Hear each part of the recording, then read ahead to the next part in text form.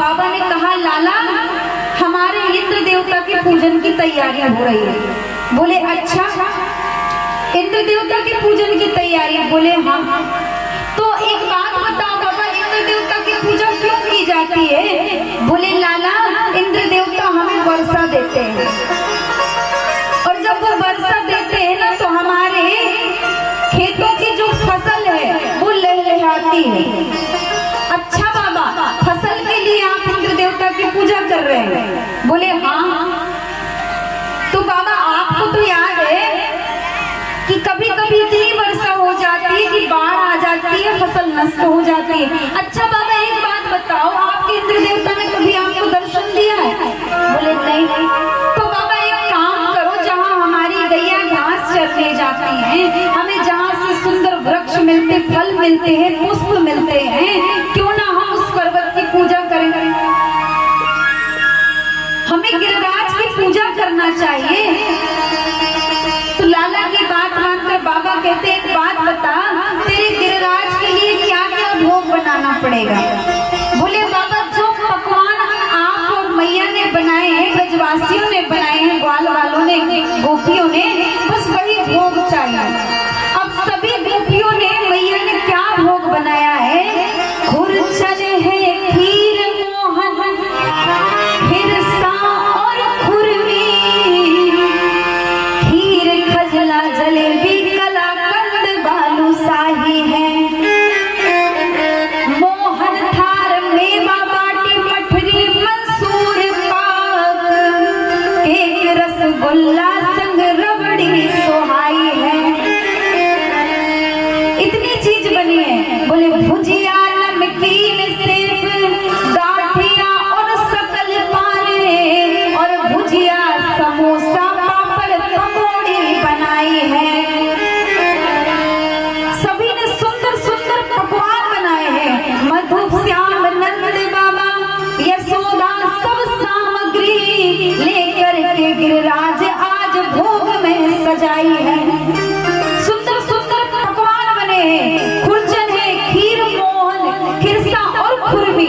सभी ने सुंदर सुंदर खीर बनाई है, पूड़ी बनाई है, नमकीन है, मेवा है, मिठाई है, मठरी है, जिसको जो लगा वो मिष्ठान बना बना करके लाए हैं। और सुंदर 56 भोग आज परमात्मा को लग रहा है। आप जाकर के पूजन करवा दीजिए ना महाराज। महाराज तेरे माथे मुकुट विराज रहो,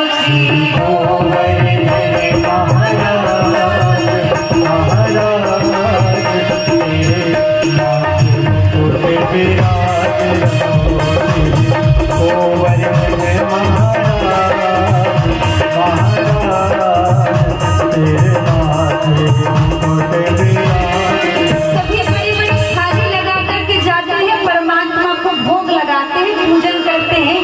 दूध, दही, शहद, शक्कर, नैवेद्य, धूप, दीप सबसे पूजन करते हैं।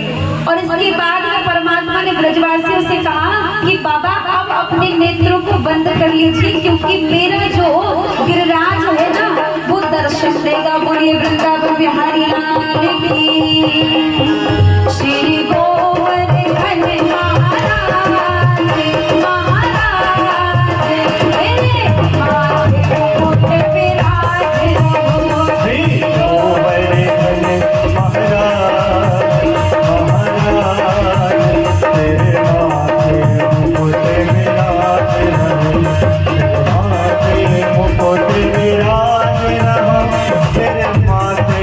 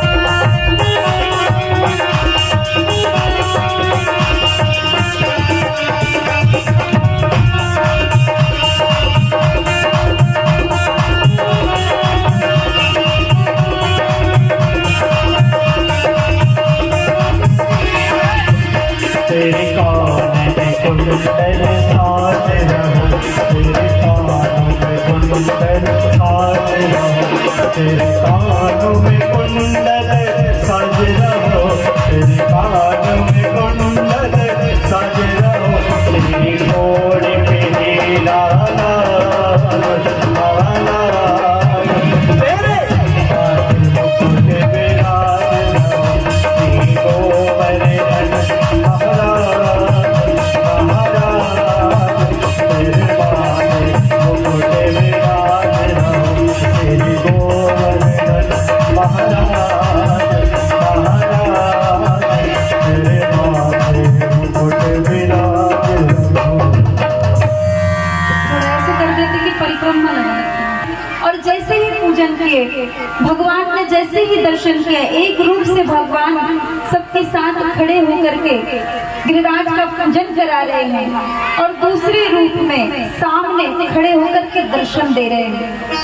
जैसे ही सबने देखा, जय जयकार होने लगी, सभी ने जोर से जयकारा लगाया, बोले गिरिराज भगवान की, वृंदावन में हरि लाल की। और इतने जोर से जब जयकारा हुआ तो इंद्र जहां पर थे वहां तक आवाज पहुंच जाती। नारद जी ने कहा बस हो गया तुम्हारा काम। बोले ये जयकारा कहाँ पे लग रहा? बोले आपको नहीं पता? अरे आप बताएं। बोले अब तो आपकी पूजा समाप्त, अब आपका नाम कोई नहीं लेने वाला, आपका पक्का साफ। बोले क्यों? बोले जहाँ लोग आपकी पूजा करते थे ना ब्रजमंडल में, उन्होंने आपकी पूजा करना छोड़ दिया है। बोले किसकी कर रहे? बोले वो तो गिरिराज की पूजा कर रहे, गोवर्धन की पूजा कर रहे।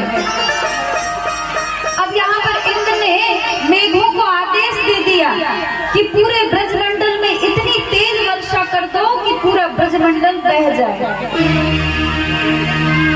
रोज जोर जोर से गर्जना होने लगी, तड़ तड़ करके वर्षा होने लगती है। सारे ब्रजमंडल में वर्षा ही वर्षा, जल ही जल हो जाता है, बिजली कड़कने लगती है। अब लाला क्या करें? अब हमें बचाओ। सभी ब्रजवासी अब लाला से कहते, लाला देख तूने क्या गलती करवा दी।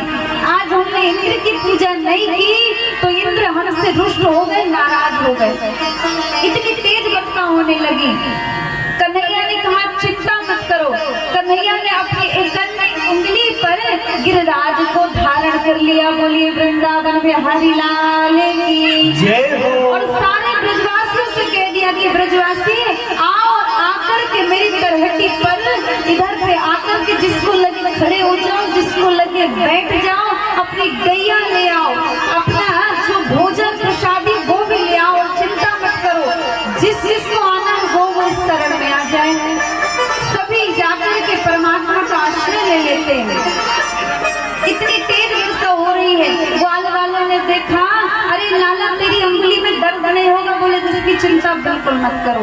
परमात्मा की शरण में जो जाता है उसका जीवन भवसागर से पार हो जाता है। अब सभी जोर से जयकारा लगाएंगे क्योंकि आरती का समय हो गया है और आगे की कथा कल सुननी है और कल विवाह भी है। तो आप बताओ बाराती पक्ष कौन से और घराती पक्ष कौन कौन है? बस इतने बस है। बाल मंडल है, वो बताओ तुम दूल्हा पक्ष के हो, कृष्ण के बाराती बनकर आओगे? अगर नाचने के लिए कहते हैं ना कि डीजे लगा है, कौन कौन हाथ उठाएगा डीजे में नाचने के लिए? तो सब उठा लेते हैं। तो जो भी बाराती पक्ष वाले हैं और घराती पक्ष वाले सुंदर श्रृंगार करके आएंगे, लेकिन देखिए भीड़ में भी ये